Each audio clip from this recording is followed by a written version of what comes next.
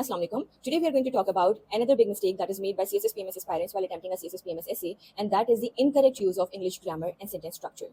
आपने examiner report में भी देखा होगा, एग्जामिनर ने टाइम एंड अगेन आपको वार्न किया है कि जो फेलियर की कॉज है सबसे बड़ी वो ये है कि students are not able to use English grammar correctly, sentence structure उनका करेक्ट नहीं होता, उनको नहीं पता सब्जेक्ट वर्ब अग्रीमेंट क्या है, वर्ब की कौन सी फॉर्म या हेल्पिंग वर्ब की कौन सी फॉर्म कौन से सब्जेक्ट के साथ यूज करनी है. तो ये जो छोटी छोटी बेसिक मिस्टेक्स हैं इनकी वजह से आपको एग्जामिनर फील करता है, राइट. और इंग्लिश ग्रामर और सेंटेंस स्ट्रक्चर का करेक्ट यूज करना किसी भी इंग्लिश एसे को पास करने के लिए प्री रिक्विजिट है, चाहे वो फिर आप सीएसएस के एग्जाम में हो या पीएमएस एग्जाम में हो या किसी और कंपैरेटिव एग्जाम में हो.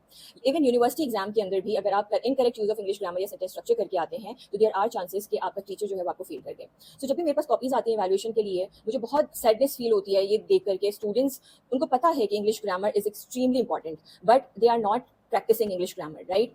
जब मैं यूजुअली किसी अकेडमी में पढ़ा रही होती हूँ या फिर अपने प्लेटफॉर्म से पढ़ा रही होती हूँ और उसके अंदर हम जब प्रेसी कॉम्पोजिशन में ग्रामर रिविजन देते हैं तो half of the class is absent, right. Usually यही होता है कि आधी क्लास एब्सेंट होती है. उनको लगता है कि हमें इंग्लिश ग्रामर आती है, बेशक आपको आती है but practice is extremely necessary. Practice करना बहुत ज़रूरी है, ठीक है, जिसकी वजह से आप इस तरह की मिस्टेक्स करके आते हैं लिखते हुए जो कि शायद आपके माइंड में भी नहीं होता कि आपको स्ट्रक्चर सही से नहीं आता या आप वो इस तरह की मिस्टेक करेंगे, right. And I found students अपने राइटअप्स में सब्जेक्ट वर्ब अग्रीमेंट की सबसे ज़्यादा मिस्टेक करते हैं. Like they are not sure of कि समथिंग इज आएगा या समथिंग आर आएगा, each of my friends is आएगा या each of my friends are आएगा. सो इस तरह की छोटी मोटी मिस्टेक्स आपको फेलियर की तरफ लीड करती हैं, right. So it would be better कि आप ग्रामर प्रैक्टिस करें. किस तरह से करेंगे, आप कोई भी ग्रामर लेसन पढ़ते हैं, लाइक फॉर एग्जाम्पल अगर आपने टेंसेस का कोई एक टेंस पढ़ा है आप उसके रूल्स जो है अपने पास नोट डाउन कर लें.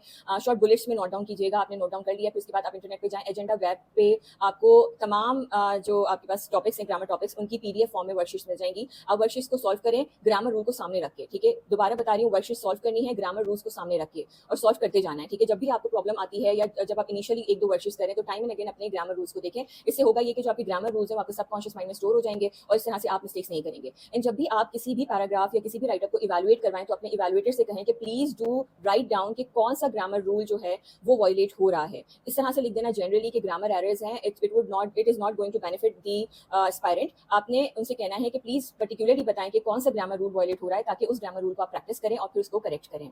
सो I hope you have understood.